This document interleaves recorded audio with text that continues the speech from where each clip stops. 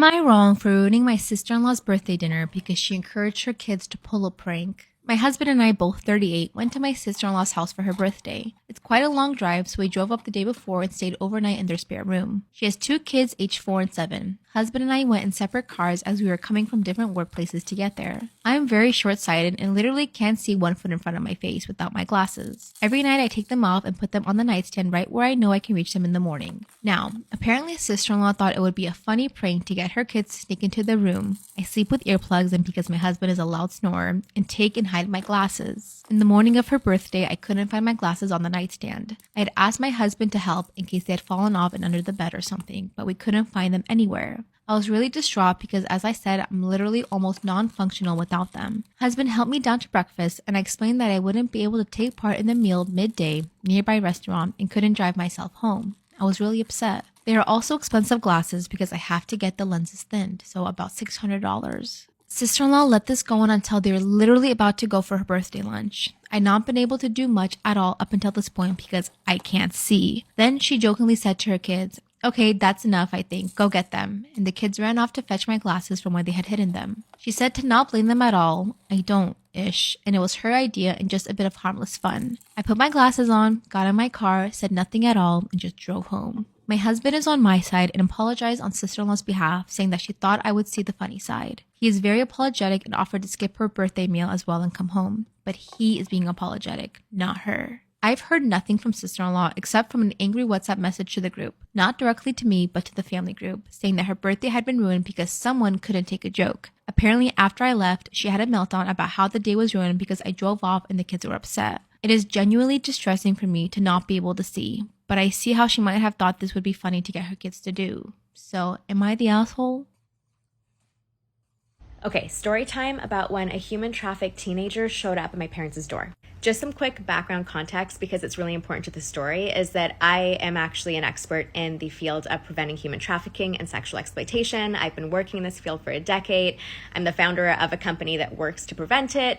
I give keynotes, I'm in the media, all that stuff. So I'm very well versed on this issue. And for 10 years, I've really been trying to hammer in and educate my younger siblings on this topic and how to keep themselves safe from human trafficking, because with what I've seen and what we know, human trafficking isn't some random person showing up to kidnap you with Ziplocs on your door. That's not what it is. It looks very different. And a lot of it is about grooming and coercion. Now, I've been exposed to a lot of cases and stories and situations that you don't even hear about in the news. And so I would always tell these stories, and my parents would say things like, "You know what, you're over exaggerating, you're in this work too much, so you think it's more common than it is." And I would just keep emphasizing, no, you don't understand. It's literally in every community. And so I would educate my sister on, hey, if you or your friends ever have a boyfriend who's 2 to 5 years older than you, and he starts to give you things you can't afford for yourself, like a puppy or a cell phone, and he's isolating you, he's telling you that your parents are too strict or they don't understand you, or wanting to take you on a trip and move somewhere with you for this white picket fence dream, that these are red flags of human trafficking. Now, here's the story, is that a few years ago, my parents are opening up one of their businesses, and it's not open yet, but they get a knock on the door. They open the door, and there's a young teenage girl who's crying, mascara running down her face, on the phone with a duffel bag. And she says, "Can you let me in?" Now, my mother goes, "Can I help you? Is everything okay?" And, wanting to be motherly. And this girl says, "It's totally fine. I just broke up with my boyfriend. I'm talking to my mom. I want to go back home." Now, my sister happened to be there as well, and she starts listening in on this girl's conversation with her mom. And this girl starts to say, "I'm trying to come home, but my boyfriend has my passport. And even if I was able to get my passport and come to the airport and fly over to you, what am I going to do about the dog? We have a dog together and he's keeping it captive. And oh, by the way, don't call my phone. I've left it with him because he pays for the bill. I stole his friend's phone." So this conversation's going on, and my sister is noticing these red flags. Now, to the average person, this would just sound like a toxic and abusive relationship. But because my sister knew that there were specific signs of grooming and a human trafficking, she started to recognize that, nope, this is actually a human trafficked victim who's trying to escape her pimp. So the story is that this teenage girl was being trafficked in a very nice, expensive, multi-million-dollar home right behind my parents' business. And I'm not going to disclose the actual location, but she was from somewhere in Canada where when she was 13 years old, meets a boyfriend who's a few years older. They start dating, they're in a relationship, and eventually he builds this concept of this white picket fence dream if they move to another province in Canada. So she does so, and then he starts eventually trafficking her. He starts forcing her to selling herself so that she can make money for them. He becomes so violent and abusive, she tries to leave. She goes to the airport, but because she doesn't have her passport, she can't get through. And all she tells airport security is, my boyfriend is abusive and I want to go home to my mother. Airport security goes, sorry, that sucks, not good enough, we can't help you through. So this guy eventually traffics her to the location behind my parents' business. Now my sister calls me, tells me the whole story. Turns out that the name of her boyfriend, the street name, is actually the name of somebody that police had been investigating already. And at that point, I confirmed for my whole family, this is a human traffic victim. She's not fleeing her boyfriend. She's being trafficked. She just doesn't know it. So my sister and my mom get her into the car. They drive her to the airport, and I drive and I meet them there. At that time, I was actually working with victims of sexual exploitation and human trafficking. And so I had a conversation with this girl and talked about my work and the things that we look out for. And eventually she came to realize that that was not her boyfriend. That was a trafficker, and she had been groomed and trafficked this whole time. And so once that realization was made, all the connections actually came together. We spoke with airport security. We explained she's not being abused by, a violent partner. She's actually being trafficked. We connected with her mom all the way in a whole different area of Canada. We were able to send her through completely different phone. We discarded the one that she had where she was being tracked. We had both airports ready and making sure that she was then given to her real mother when she arrived and landed. And long story short, she was able to escape her situation. And she even spoke with people that she was friends with who were also in situations of human trafficking that were not aware of it at that time. And I have to say, it was so validating that, look, you thought trafficking doesn't happen, but here's a teenager that was being trafficked in a multi-million-dollar home in a place that you would have no idea about, and she wasn't even aware of it. And I just think that the coincidence that she randomly chose my parents' business to then have a connection with me is absolutely wild. And I do think about it to this day. I believe that she was meant to be saved. And moral of the story is that if you see those videos on TikTok or on Instagram or anywhere else where they're talking about some random ploy to kidnap you, typically that's not what human trafficking is.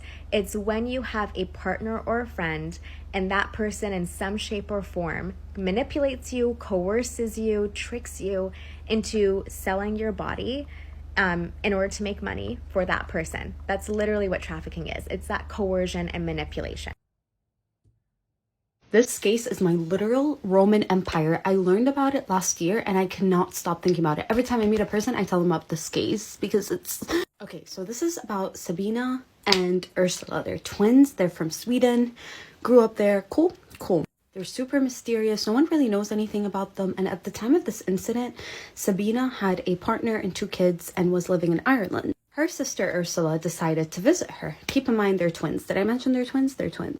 During this trip, they decide to take a ferry at the literal crack of dawn without telling anyone. Keep in mind, Sabina has 2 kids and a partner. Without telling anyone, they get on a ferry from Ireland to Liverpool without telling anyone. So they go to the St. Anne police station in Liverpool and they tell the cops, like Sabina tells the cops, yo, my partner is like crazy, like abusive, like please help me, like crazy stuff. So then the police in Liverpool get in touch with the police in Ireland and the Irish police like investigate and they find literally nothing. Like they don't find anything. So after their little trip in Liverpool, they decide to take a freaking bus from Liverpool to London.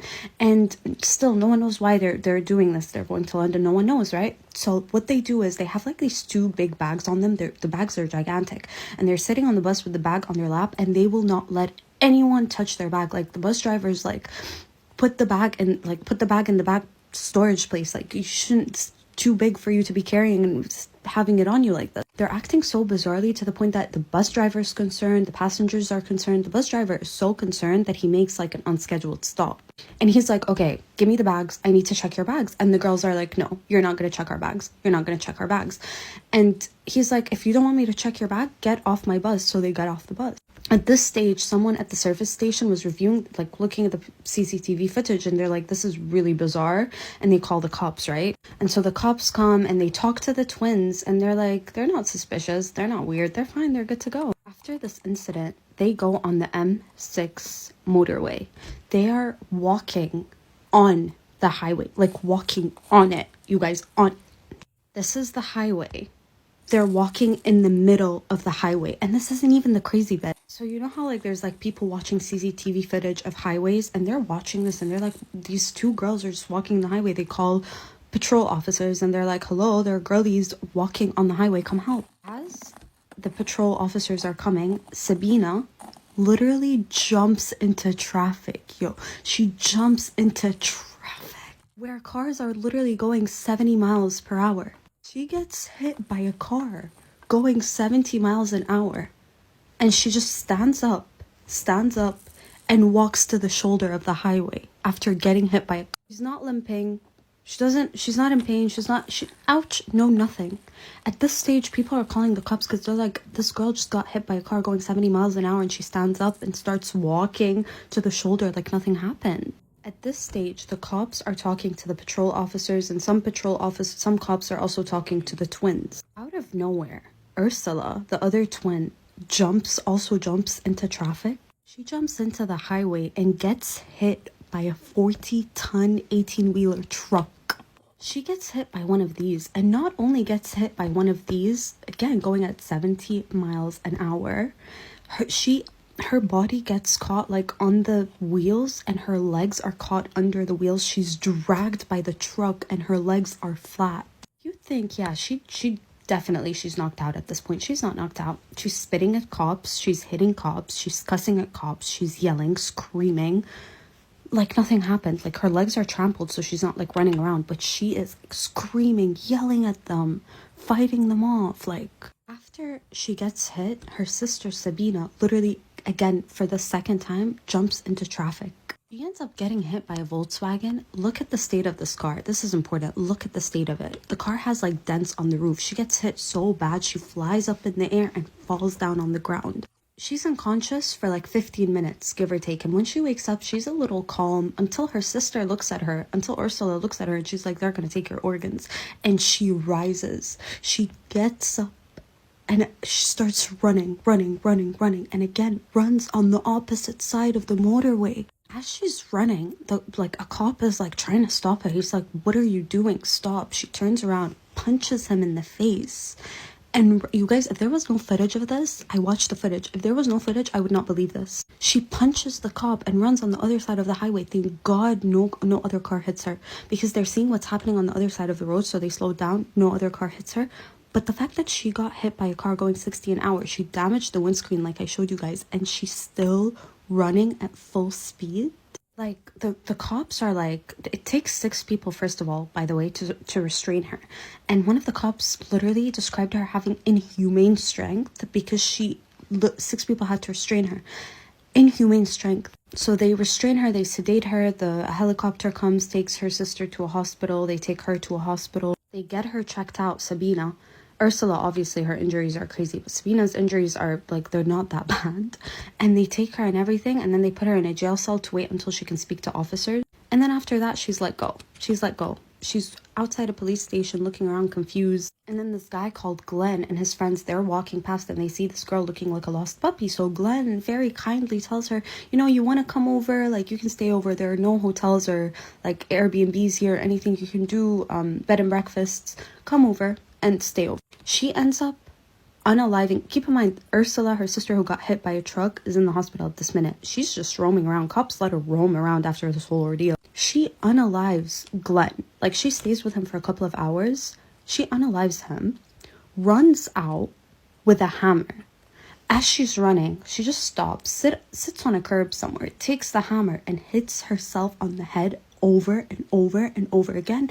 And This poor guy called Joshua, he sees this happening and he's like, what the so he gets out of the car and he tries to stop her. Girlie pulls a weapon out of her pocket, hits him over the back of the head, starts running towards a bridge. This bridge is like 30 foot up and then there's a highway under. This girl gets to the bridge, jumps into the highway. The bridge under it, she jumps into the highway and she's somehow still alive. She got hit by 2 cars, hits herself on the head with a hammer. Her head is filled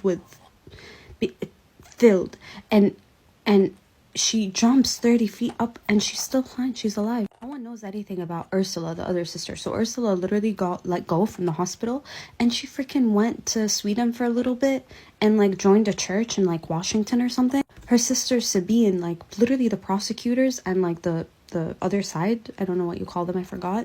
They literally they were like, she's like, we can't charge her with anything because like there's something genuinely wrong. And by the way, they tested both the girlies for drugs because the cops were convinced they were on drugs. They were on no drugs. It was just them. Well, it wasn't just them. I'll explain in a bit. So because they were convinced that there was something psychologically wrong with Sabina, she only served 5 years. And what they think was happening was a case of folie à deux, which folie à deux is basically like, usually happens to family members and it translates to madness of two. So like, if, you know, a delusion that another person has, if it's a twin especially or a family member, can be transferred to you. You can see the same hallucinations and have the same delusions as them. So they're convinced that that's what happened. But I'm not convinced by this. Like, this is way too bonkers for it to just be a case of folie à deux. Like, can I just state that these girlies are so mysterious? No one knows anything about them before that incident or after the incident. We just know about the incident itself. It's like they disappeared off the face of the earth. And by the way, you know the bags that they were like clenching to and they wouldn't let anyone touch? There was nothing suspicious in them. It was just like a bunch of phones and like one ID for one of the twins, but not the other. So like, no one knows why they were acting like this with the bag, even though there was nothing suspicious in it. I literally think about this all the time and I talk about it all the time because how do you get hit by a truck, like an 18-ton, 40-ton truck, and you're just like cussing at cops and like smacking them and clawing at them? How do you get hit by 2 cars on a highway, jump off a bridge, hit yourself in the head with a hammer, and you still survive that? I'm not convinced of the folie à deux thing. I think something have had to, something. Okay, I'm gonna tell you guys how Shannon and I met and how I embarrassed myself so badly every time we interacted, every time. Okay, so I was doing a cameo in a music video and I showed up and I knew no one, and I see this girl standing wearing like a hat and like just like, I don't know, I'd never seen a girl like Shannon before, and when I saw her I was like, what, something is happening to me. So obviously Shannon was not paying attention to me at all. She did not make eye contact with me at all. She came up to us and asked us if anyone had been in a music video before, and so I got really excited because I actually had been in an LGBTQ music video previously to this, and I thought like Shannon would be like, oh my god, maybe this girl likes girls. So I was like, yes I have. And then I named the music video that I'd been in, and Shannon was like, awesome. So that is my ex-girlfriend. You don't even, in moments like that. So I was like, you're kidding. You're literally me trying to flirt was me bringing up your ex-girlfriend somehow. What? So then I went up to her 3 times saying, I'm so sorry. I'm so sorry. I don't know. And every time I kind of wanted it to like lead to like different conversation. It didn't ever. She like wouldn't give me the time of day basically, which made me want her even more obviously. So then I started like telling everyone at the shoot, like, why do I like a girl? Like, I like a girl right now and it's Shannon. And everyone was like, dude, join the club. Like everyone like that's Shannon Beveridge. So then I Googled her in the bathroom, obviously, stalked her entire Instagram, decided I was in love with her. But I didn't know if she was single or not, so I looked over her shoulder to see what she was doing on her phone. She was on Raya. I realized she was single. I get in the bathroom again. I get on Raya. I change my Raya to girls and scrolled. So I was running out of swipes left and right. Like oh my god. So then I spent like every night on Raya looking for Shannon. I felt like the Great Gatsby. I was running out of swipes. I could not find this girl. She tells me now that her Raya was set to 27. How was I supposed to know that? I'm not gonna know things like that. So then she posted a Q&A box, and I replied to it being like, why do I think I'm in love with you? And she did not answer. So then I gave up. I was like, okay, wow, she doesn't love me back. It's almost like I brought her ex-girlfriend up in our first conversation. But then a week later, crazily, my manager butt dialed Shannon. And actually, my manager used to manage Shannon too, which is weird. She told me after the shoot because I was telling everyone that I liked a girl now. My manager was like, hey, sorry, I meant to call my dad. Which, how do you call Shannon instead of your dad? I don't know. She was like, but do you know Becca Moore? And Shannon was like, yeah, I met her at that shoot. And my manager was like, well, she told me she DM'd you. She's like in love with you. She keeps telling everyone. And Shannon said, she was like, what? I did not see that. So then Shannon DM'd me. And I didn't answer for like a week because I got scared. Because I was like, whoa, this is getting serious. This is getting really serious. And then finally I replied to her and she got my number and I FaceTime my best friend to be like, oh my god, look, finally, like, we're texting. And I screenshotted my first like 3 texts with Shannon to send to Brett, and I sent it to Shannon. What do you do? Are we dating? Yes. Do I regret any of that? Yes. If I could go back in time and undo that, would I? Yes.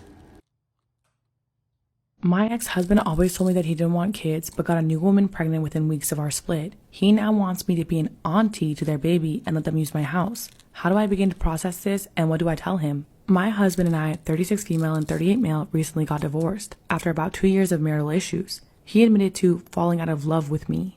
It hit me hard, primarily because I had always been the one to support and nurture him while he was often distant and uninterested. But in any case, and despite my heartbreak, I was relieved after 2 years of troubles to be divorced. I kept the house, I owned it anyway, and he moved to the next town over. Our divorce was finalized just a few weeks ago, and not even a week after he left, I started hearing rumors of my ex out and about with a new woman. A lot of people that I considered friends seemed to eat up the gossip around this, and excitedly posted online about it like it meant nothing. Suffice it to say that they aren't my friends anymore, but through them, I did end up hearing about my ex moving his new 23-year-old girlfriend into his place.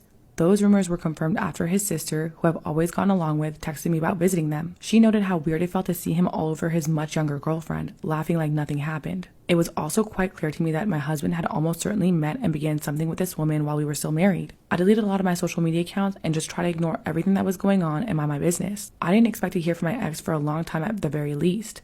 But he called a few days later sounding very excited. He hit me with the news that his girlfriend was pregnant. For context, I wanted children with him for years, but he always said no, that he didn't want them and wasn't ready. I asked him over the phone what was different this time. He hesitated and he said that he didn't want our kids to be mistreated by society for looking different. I'm black and he's white, and his new girlfriend is also white, so that can only be a comment about race. During the call, he told me that he'd really love me to be an active part of his child's life and to be an auntie to them. I was pretty much speechless, and he continued by asking if he, his girlfriend, who would love to meet me, and eventually their baby could come over to use the pool and barbecue at my house sometimes, because it was too big for just one person. I was so mad I put the phone down and ignored all of his texts asking me where I'd gone.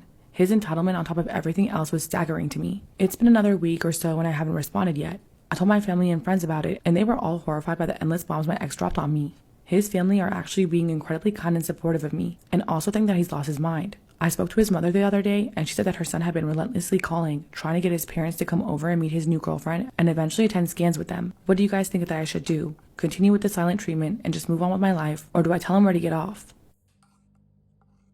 When I was in prison, I had 2 sugar daddies and 1 real daddy. It was a hot mess when I first went to prison. I guess I was a cute hot mess because I did have these 2 sugar daddies who were putting money on my books. Now you might ask, how does an arrangement like that work out if you're going to be in prison for 2.5 years? And honestly, I don't know. I do know that one of them would send me letters all the time with these really crude, obscene stick figure drawings. The other one legitimately cared about me and wanted to see me like get off drugs and have a better life. My actual dad was like my rock. He gave me $100 a month. The one who was my friend was giving me about $60 every 2 weeks, and then the other guy would give me like $50 every time I asked him, which would be like once every 3 weeks or so. I had asked Jesus into my heart, and so I was kind of a young, new Christian, but I also was starting to feel a little bit weird about these arrangements. One night I had just gotten off work in the cafeteria, and my roommate and I were sitting in our cube, and I said, I need to go call Charlie. Oh, I don't feel like it. She said, girl, you better go take care of those. You do not want to lose your sugar daddies, because trust and believe, you're sitting here for 2.5 years, they're going to get tired of you. So you better just take care of that while you can. And I was like, oh my gosh, she's right. She's totally right. I got right up and went and called them. They both came to visit me, gotten kind of chunky in prison. One of them had commented on it immediately, really mean and ugly about it. And so I was getting a little bit more and more sick of him. The further and further I got into my relationship with Christ, the more and more I did not feel like I could keep doing this. And I was so scared because that was money that I wouldn't be getting, and prison is expensive. But I got my courage up and I went and called the mean one first, and he did not take it well. He was mean and ugly about it, and I was like, okay, good, he's gone. Now it's time to call the nice one. Went and called him and told him everything, and he said that he respected that he did not believe in God or religion, but he respected the fact that I was trying to get better, and he would always be a friend, and he would always support me no matter what. When I tell you that act of obedience launched me into a closer relationship with God, I felt so good about my decision. Right after that, my dad on one of our visits said that he had been thinking about it and praying about it, and he was going to start sending me $150 a month instead of $100 a month. And I was like, oh my gosh, the Lord will provide.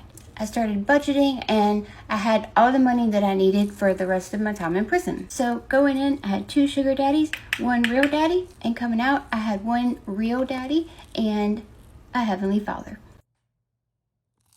I caught my dad and my best friend making out. By the way, my dad has known my bestie since I was 4 years old. My bestie and I both just turned 21, and everything happened at our birthday party. But here's a little background. My mom and dad got divorced when I was 15, and this hit me really hard, and my best friend was always there for me. And I mean, she was there for me. I would call her any time of the day to complain and cry. We live close to each other, so sometimes I would just run over to her house at 2 in the morning and sleep with her. My parents were always fighting, and I just needed to leave my house. After this, her and I just became even closer. Finally, when my parents got divorced, there was peace in the house. My dad moved into an apartment not far away, and things were pretty much okay. I did not resent my dad for leaving. I knew he was really unhappy with my mom, and she was unhappy with him, so the divorce needed to happen. Okay, back to the present. For our 21st birthday, we decided to celebrate it together. Our birthdays are 2 weeks apart, so we just wanted to have one big party. When I told my parents, for some reason my dad really wanted to get involved. He wanted to hire caterers, and he even hired a full-on bar. This meant thousands of dollars. But I know my dad has money, so we accepted. But this meant that he started spending more time with us. He was always coming around to my mom's house, which is where we were going to have the party. Him and my bestie actually started meeting alone because they were going to plan some things while I was in school. One day my best friend and I are watching a movie together, and that's when I see a text message from my dad come in through her phone. I asked her, what does my dad want? And that's when she lied. She said, oh yeah, that's not your dad. And I said, it says bestie's dad. This time she said, oh, sorry, yeah, you're right. Must be something about the party, I'll check it later. How could it cross my mind that something was going on with my dad and my bestie? After 3 weeks of planning our birthday, it's finally arrived. We had 70 of our friends' family showing up. We even decided to match outfits. She wore pink and I wore green. As the party starts, my boyfriend comes up to me and says, I think I just saw your bestie hugging your dad in the kitchen. Run over there and I find them passionately making out on top of the counter. And he had his hand up her skirt. As I'm walking into the kitchen, I see he has her pinned up against the counter. Ew. Let me remind you, there are almost 100 people in the house because we are celebrating my birthday. When they see me, they just separate and pretend like nothing happened. But I asked them, what were you guys doing? My dad wipes his hands on his pants, and I said, Dad, I saw where you had your hand. And then he did something I never thought he would do. He tried to gaslight me. He said that he didn't have his hand there, and that I was just seeing things. Thankfully, my bestie saw the look on my face, and that's when she tells him, we need to tell her the truth. My bestie confesses that they're dating, and that they're in love, and that they're gonna move in together. Then I kicked them both out of the party and just enjoyed it. When I told my mom, she was really heartbroken. The worst part is they did end up moving in together. They keep trying to get me to come over to have dinner, but I refuse to. My loyalty is to my mother, and I cannot believe that my best friend would betray me like that. She sent me a really heartfelt message, and I was tempted to reply, but I'm not really sure if I should. Also, I can't forgive my dad for trying to gaslight me. Am I overreacting? What should she do? Bye!